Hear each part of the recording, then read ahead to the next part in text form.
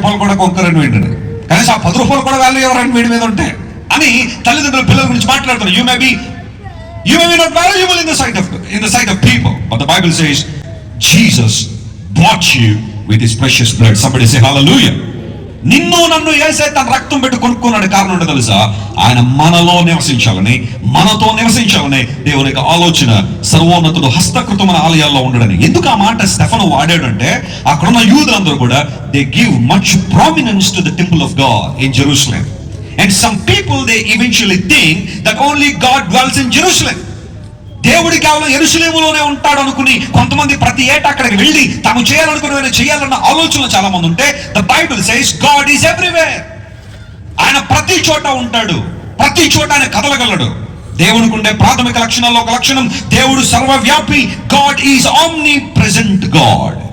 You cannot restrict God to a country. You cannot restrict God to a place. You cannot restrict God to a confinement. God can be everywhere and anywhere to save his people. తన ప్రజలు రక్షించడానికి దేవుడు ఎక్కడైనా ఉండగలడు, ఎప్పుడైనా ఉండగలడు, ఎందుకైనా ఉండగలడు. నమ్మిన వారి గట్టిగా చెప్పడం కూడా దేవుడు మహిమపరచండి. హల్లెలూయా. 3 యవనస్తులు ప్రభు కోసం నిలబడ్డారు నెబుకద్నెజరు.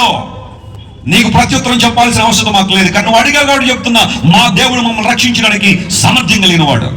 చూస్తా మిమ్మల్ని ఎలా రక్షిస్తాడో, మిమ్మల్ని ఎలా కాపాడుతాడో చూస్తా. నెబుకద్నెజరు కోపం వచ్చింది. 3 యవనస్తులను తీసుకుని వెళ్ళి ఒక ఫైరీ ఫర్నెస్ లో వేసేసాడు. 3 Hebrew young boys were thrown into a fiery furnace.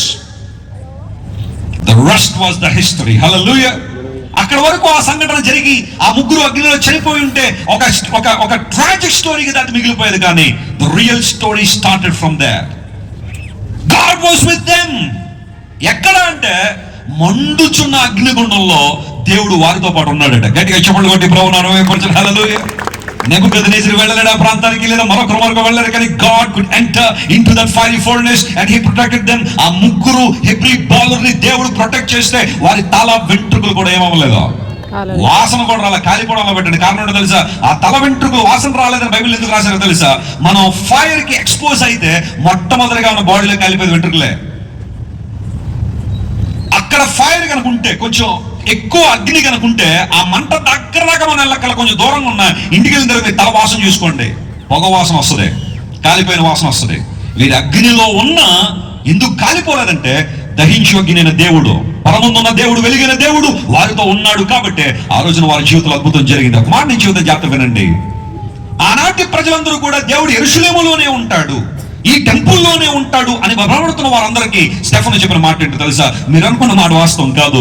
నూతన నిబంధనలో సిచ్యువేషన్ మారింది. దేవుడు ప్రతి చోట ఉండాలనుకుంటున్నాడు.